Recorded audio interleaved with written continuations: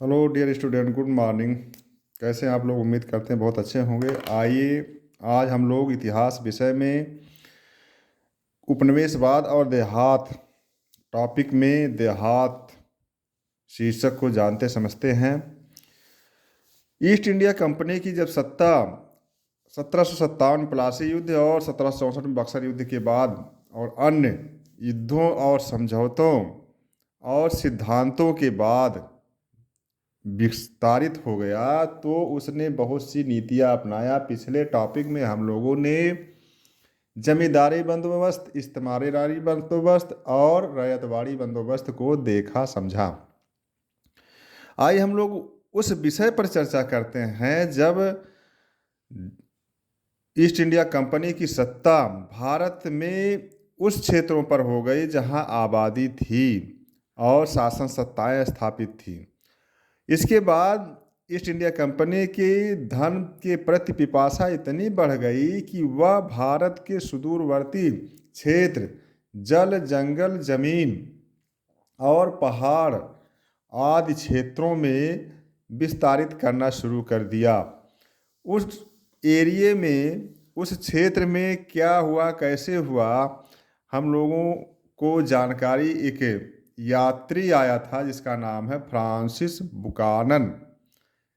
Francis Buchanan 1762 में जन्म उसका हुआ था, 1829 तक रहा। वह एक स्कॉटिश चिकित्सक, सर्वेक्षक और वनस्पति शास्त्री था जिन्होंने ईस्ट इंडिया कंपनी के कर्मचारी के रूप में भारत में काम किया था। बुकानन ने सर्वेयर के रूप में बंगाल के दिनाजपुर राजमहल की पहाड़ियों, पूर्वोत्तर क्षेत्र और मैसूर क्षेत्र में कार्य किया था। इन्होंने पहाड़िया लोगों और जनजातीय लोग, पहाड़िया लोग जो पहाड़ों में रहने वाले लोग थे, जनजातीय लोग जो लोग खासकर संथाल का क्षेत्र है, छोटा नागपुर का पठार और तटवर्ती या इर्द गिर्द के हिस्से के क्षेत्र में समाज, कृषि और भूगोल का अध्ययन किसने किया था? फ्रांसिस बुकानन ने 19वीं सदी में भारत के आर्थिक इतिहास, ग्रामीण अर्थव्यवस्था, जनजातीय समुदायों और कृषि भूमि स्वामित्व को समझने के लिए तत्कालिक औपनिवेशिक प्रशासन के लिए महत्वपूर्ण थी। बुकानन ने अपने सर्वेक्षण के दौरान जहां भी गया वहां की भूमि, पत्थरों, चट्टानों को ध्यान से देखा और कितना मूल्यवान है उसने लौह लौह खनिज, अभ्रा, ग्रेनाइट, साल्ट मीटर, नमक बनाने की स्थानीय पद्धतियों का अध्ययन किया था। उसी उसकी इस प्रयत्न से कंपनी को अधिक लाभ हुआ था। जहाँ जहाँ फ्रांसिस बुकानन गया उसके साथ ईस्ट इंडिया कंपनी की सेना, सहयोगी सब थे। जहाँ भी जंगलों और पहाड़ों में गया वहाँ के स्थानीय निवासी उसके प्रति सशंकित थे, लेकिन सेना के भय से उसे कुछ नुकसान नहीं पहुँचा पाए और फ्रांसिस बुकानन के प्रयास कंपनी के लिए बहुत ही फायदेमंद हुआ। फ्रांसिस बुकानन राजमहल की पहाड़ियों में गया तो वहाँ के लोगों के जनजीवन के बारे में देखा। क्या देखा? कि वहाँ के लोग कैसे रहते हैं, क्या करते हैं, जीविका उनकी कैसे चलती है, रहन सहन क्या है, उनके मकान कैसे होते हैं, पहनावा ओढ़ावा क्या थे, भाषा और मनोरंजन के साधन क्या थे, इन सबको फ्रांसिस बुकानन ने देखा और अपने यात्रा वृत्तांतों और जो राजकीय उस समय के किताबें थी उसमें जो है प्रकाशित हुआ था। तो पहाड़िया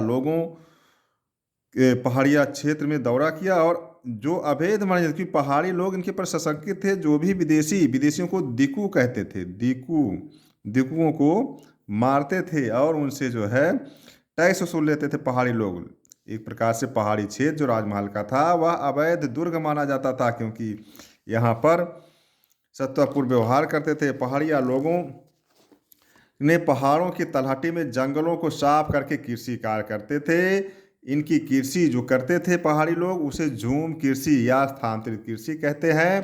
कृषि कार्य को करने में कुदाल का प्रयोग करते थे पहाड़ी लोग। कुदाल से जमीन को खुरच करके, खोद करके, उर्वरा मिट्टी ऊपर ला करके उसमें चावल, गेहूं और दलहनी फसल, दलहनी में मूंग उड़द और अरहर की खेती करते थे। इसके अलावा जंगलों से महुआ को फूल फल को इकट्ठा करते थे और उसे बाजारों में बेचते थे। रेशम का कोया, राल तथा काठ काठ कोयला, ये जो है इमली की लकड़ी से बनाते थे और उसे बेचते थे। 1782 में एक यात्री आया जिसका नाम है विलियम होजेज। इसने पहाड़ी गांव के चित्र गया वहाँ पे और वहाँ का चित्र बनाया। पहाड़िया लोग बाहरी लोगों के प्रवेश को प्रतिरोध करते थे। गांव के मुखिया लोग एकता बनाते थे और आपसी झगड़ों को निपटारा करते थे। साथ ही मैदानी लोगों से संघर्ष का नेतृत्व भी गांव के मुखिया करते थे। मैदानी लोगों में स्थित जमींदार व्यापार करने के लिए पहाड़िया मुखिया को टैक्स देते थे, जिसे पथकर कहा जाता है। 1770 के दशक में कंपनी की सरकार की ने पहाड़ियों लोगों का उन्मूलन शुरू किया, जिससे पहाड़िया लोगों ने जो तलहटी क्षेत्र था पहाड़ों के या तलहटी मैदान थे उसको छोड़ करके पहाड़ के आंतरिक भागों में सुदूर अपना निवास बना लिया या सिमट गए उस क्षेत्र में। इनके इलाके में जो छोड़कर आए थे, कंपनी ने संथालों को वहाँ पर बसाया। संथाल जनजाति समूह था, वहाँ पर बसाया। इसी को कहते हैं हल। हल मतलब संथाल प्रयोग करते थे और कुदाल पहाड़िया लोग। इसका संघर्ष शुरू हो गया। मैंने पहाड़िया लोगों और संथालों का एक प्रकार से कंपनी की एक दूसरे भारतीयों को लड़ा करके लाभ कमाने की नीति थी कि पहाड़ी लोग भी भारतीय थे और जनजातीय लोग भी भारतीय थे। पहाड़ी और जनजातीय लोग को लड़ा दिया और इनके लड़ाने के बाद जो जमीन संपदा खाली हुई उसका अपने हित में दोहन किया। संथाल लोग के बारे में जानते हैं। संथाल जनजातीय समूह है भारत का बड़ा, एक प्रकार से छोटा नागपुर में स्थित इनका निवास था। इन्होंने कंपनी के सहयोग से राजमहल की पढ़ाइयों की तलाटी में अपना निवास बनाया, जिसका उपयोग पहाड़ी लोग करते थे। यहाँ के जंगलों को साफ करके काट करके खेती करते थे। ये अस्थाई हो गए, जबकि पहाड़ी लोग अस्थाई थे झूम कृषि करने के कारण। इस क्षेत्र में जहाँ संथाल लोग रहते थे उसे दामिन ई कोह कहा गया है। संथाल लोगों ने जहाँ पर बसे उसे दामिन ई कोह कहते हैं। 1780 के दशक में संथाल लोग मैदानी क्षेत्र के जंगलों से आगे निकल करके राजमहल की पहाड़ियों के तलहटी में पहुंचे। सरकार ने तलहटी की जमीन को सीमांकित करके दामिन ए कोह अर्थात जहां संथाल लोग रहते थे उस जमीन क्या कहते हैं, दामिन ए कोह के रूप में चिन्हित कर लिया कंपनी ने। इस भूमि को संथालों को इस शर्त पर दी गई थी कि वे अपने भूमि जो उनके नाम से अलाट होगी उसके 10वें भाग को साफ करके कम से कम पहले 10 वर्षों के भीतर कृषि कार्य करेंगे।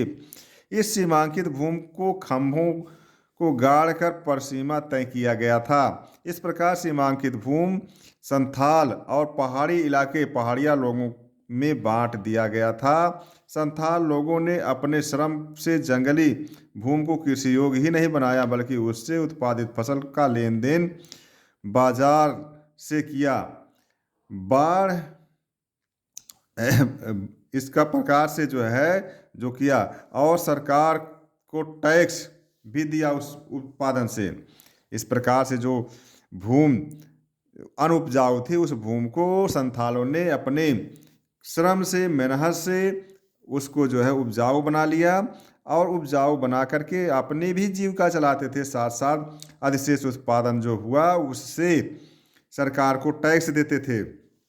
लेकिन कभी कभी वर्षा ना होती थी और कृषि नहीं होती थी तो सरकार तब भी टैक्स लेती थी और टैक्स को देने के लिए संथाल लोग साहूकारों के चंगुल में फंस गए। इस प्रकार से उनके लिए हुए कर्ज ना चुकाने की स्थिति में साहूकार माने दिकू, साहूकार को दिकू कहते थे और विदेशी लोगों को भी दिकू कहा जाता था। तो दिकू कर्ज ना देने की स्थिति में संथालों से दिकू लोग जमीन कब्जा लेते थे। दूसरी तरफ जमींदार लोग दामिन ई कोह क्षेत्र को अपना दावा करते थे। अर्थात एक सरकार थी, दूसरे दिकू साहूकार, तीसरे जमींदार। इन तीनों के शोषण में संथाल लोग परेशान हुए। 1850 के दशक में इसी परेशानी से निकटने के लिए संथाल लोगों ने सरकार, जमींदार और साहूकार के खिलाफ विद्रोह कर दिया। उस विद्रोह का नेतृत्व किया था सिद्धू और कानू नामक दो भाइयों ने। चांद भैरव ने भी इन लोगों को साथ दिया था। इसी प्रकार फूलो और झानो नामक दो मुर्मू बहनों ने भी विद्रोह में अपने संथाल भाइयों का सहयोग किया था। 1855-56 में ही संथाल विद्रोह हुआ था। इस विद्रोह ने सरकार को सतर्क कर दिया कि वे इस क्षेत्र में अधिक शोषण ना करें, बल्कि इनका सहयोग लेकर के ही अधिक आर्थिक लाभ कमा सकते हैं। 1855-56 में हुए विद्रोह को अंग्रेजों ने निर्ममतापूर्वक दमन कर दिया और बहुत से संथाल समूहों को एक जगह से दूसरे जगह पर स्थानांतरित करके उनका बसाव किया, ताकि उनकी शक्ति कमज़ोर रहे, वे अंग्रेजी व्यवस्था के हित में ही काम कर सके। तो इस प्रकार से जो जनजाति सीधे साधे थे, अंग्रेजी शासन के लिए लाभप्रद थे, जब उनके अधिकारों का हनन हुआ तो वे जो है अपने अधिकारों के लिए अंग्रेजी सरकार की खिलाफत भी करने में गुरेज नहीं किया।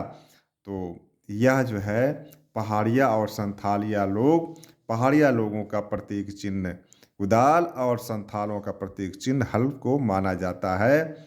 आज कमोबेश उस क्षेत्र जो बंगाल बिहार है उसमें कुछ पार्टियां जैसे मार्क्सवादी कम्युनिस्ट पार्टी और कम्युनिस्ट पार्टी का चुनाव चिन्ह एक प्रकार से यही बन गया है। आइए हम लोग देखते हैं अमला कौन थे। अमला कौन थे? अमला अर्थात अमल गुजार बंगाल के जमींदारों का एक कर्मचारी था, जो जमींदार का लेखा जोखा रखता था तथा कर निर्धारण करना, कर वसूली की जिम्मेदारी को निर्वहन करता था। बटाईदार कौन थे? बटाईदार वह किसान होता था जो दूसरे की भूमि पर कृषि कार्य करता था और उपज का आधा हिस्सा अपन भूमि के मालिक को दे देता था, उसे बटाईदार कहा जाता है।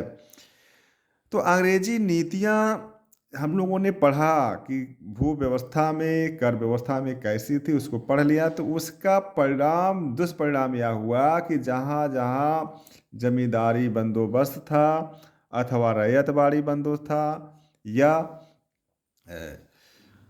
जमींदारी, रैयतवाड़ी और महलवाड़ी बंदोबस्त जहाँ जहाँ था, वहाँ पर उस व्यवस्थाओं के दुष्परिणाम रैयतों पर पड़ा। तो जगह जगह रैयतों ने भी विद्रोह शुरू कर दिया। अभी तक हम लोगों ने देखा संथाल विद्रोह, जनजाति विद्रोह, पहाड़िया लोगों का विद्रोह, सन्यासी विद्रोह इत्यादि चीज़ों का विद्रोह हुआ, जो अंग्रेजी प्रशासन की गलत नीतियों के कारण हुआ था। रैयतों ने, जो एक प्रकार से रीढ़ समझे जाते थे अंग्रेजी शासन व्यवस्था या भारत में उससे पहले जो व्यवस्थाएं थी, चाहे मुगल सल्तनत या राजशाही व्यवस्था जो थी, उसमें किसान ही भारत में अर्थव्यवस्था की रीढ़ समझे जाते थे। अब किसानों ने भी विद्रोह शुरू कर दिया।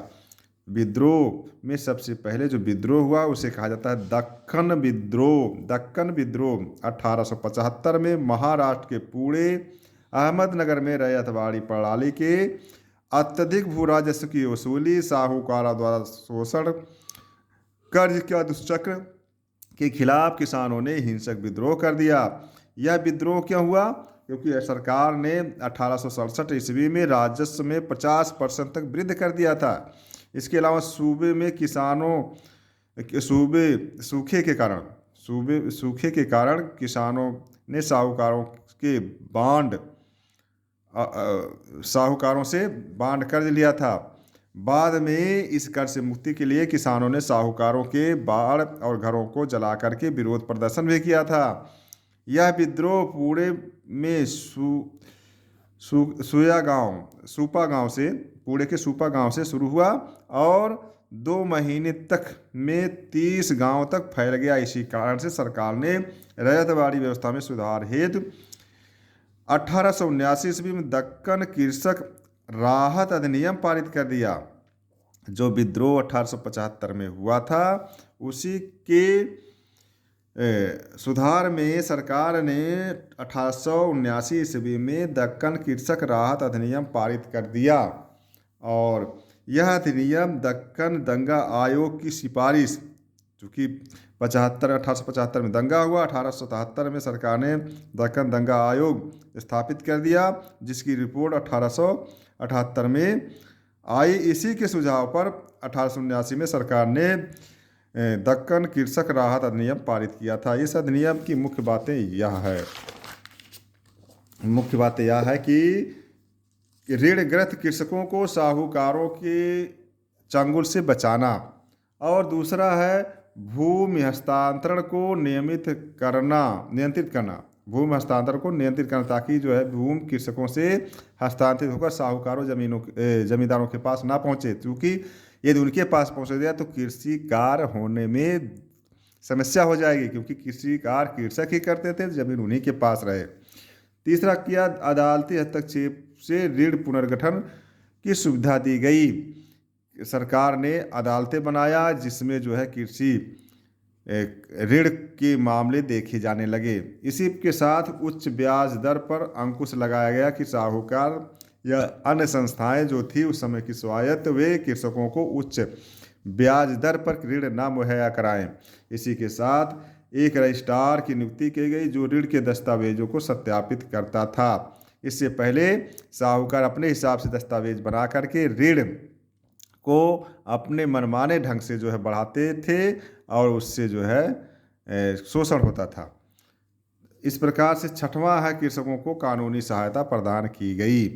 तो ये जो है दक्कन कृषक राहत अधिनियम की बातें थी। आइए हम लोग जानते हैं कि भारत में कृषकों को क्या लाभ हुआ जब अमेरिका में गृह युद्ध शुरू हो गया। तो अमेरिका में गृह युद्ध हुआ था 1861 से 1865 के बीच में। क्यों हुआ था? कारण इसका था कि उत्तरी अमेरिका में, जो संयुक्त राज्य अमेरिका आज का है, उसके दो हिस्से थे, उत्तरी संयुक्त राज्य अमेरिका, दक्षिणी संयुक्त राज्य अमेरिका। तो जो उत्तरी संयुक्त राज्य अमेरिका है वह उद्योग धंधों का प्रधान क्षेत्र था, और दक्षिण संयुक्त राज्य अमेरिका यह जो है कृषि प्रधान था। तो कृषि कार्य करने के लिए मानव श्रम की आवश्यकता होती थी। मानव श्रम को प्राप्त करने के लिए दक्षिण संयुक्त राज्य अमेरिका के राज्य दासों का व्यापार खासतौर पर अफ्रीका से करते थे, और जो दास वहाँ पे जाते थे कार्य करने के लिए, उनके साथ रंग भेद की नीति जो है अपनाते थे। इसी प्रकार से इस दास व्यापार और रंग भेद नीति को वहाँ के तत्कालीन राष्ट्रपति अब्राहम लिंकन ने समाप्त कर दिया। इसके कारण उत्तरी दक्षिणी राज्य एक दूसरे से लड़ने लगे। यह गृह युद्ध अब्राहम लिंकन के समय हुआ। अमेरिकन राष्ट्रपति अब्राहम लिंकन ने बड़े सूझबूझ के साथ उस गृह युद्ध को समाप्त किया।